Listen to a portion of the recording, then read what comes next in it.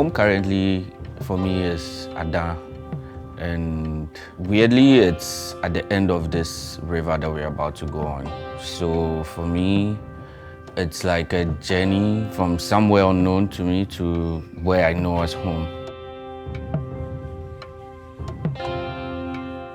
My name is Ofoe Amegavie.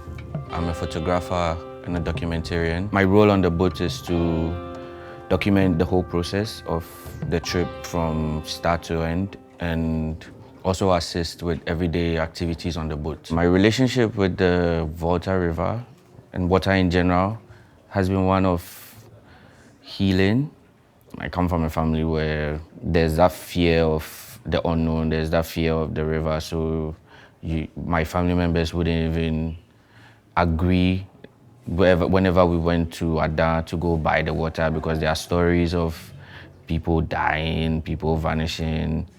But then getting closer and learning how to swim, learning how to live around the water, I realized it's more of a science than a mystery. It's more of a life source than a life taker. If it's given more than it takes. Exposing the unknown is actually my motivation for being on this boat. It's important for this project to be documented, first of all, because it's a historic trip. I don't know of any instance where there has been a full-length traveling or documentation of the whole river.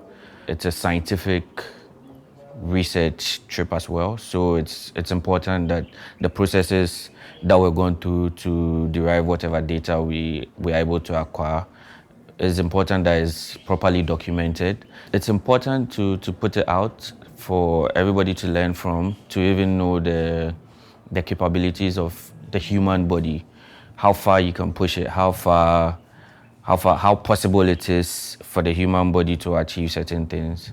I don't think I remember the first time I picked up a camera because I have always been around photography, consciously or unconsciously. I come from a family where I was the photographer at most events. One of my uncles had a point-and-shoot camera. It always ended up in my hand some way, somehow.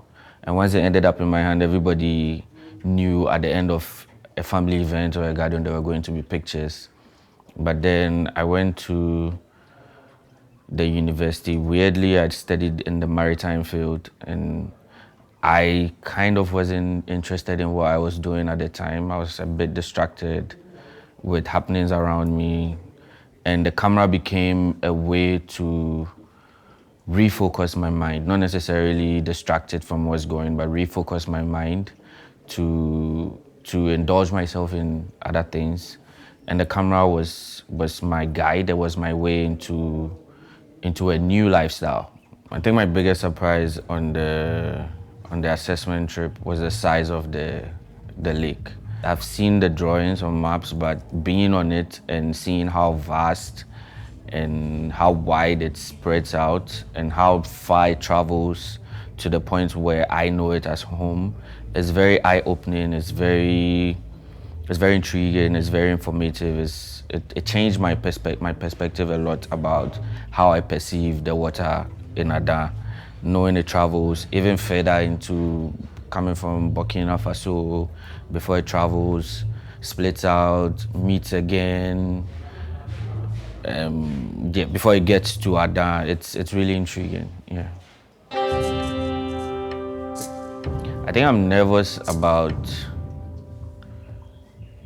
being away from my son for so long.